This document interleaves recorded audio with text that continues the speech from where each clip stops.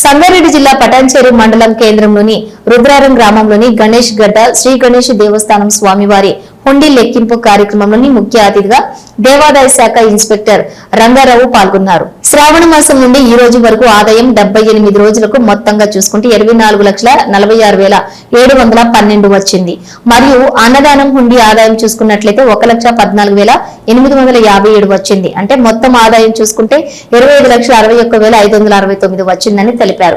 కార్యక్రమానికి ముఖ్య అతిథిగా దేవాదాయ శాఖ ఇన్స్పెక్టర్ రంగారావు, దేవస్థానం ఈవో లావణ్య, దేవస్థానం చైర్మన్ హరిప్రసాద్ రెడ్డి, ధర్మకర్తలు నరసింహగౌడు, నాగరాజు గౌడు, నరసింహులు, కృష్ణవేణి, నరసింహారెడ్డి, సేవా సమితి సభ్యులు తదితరులు హాజరయ్యారు.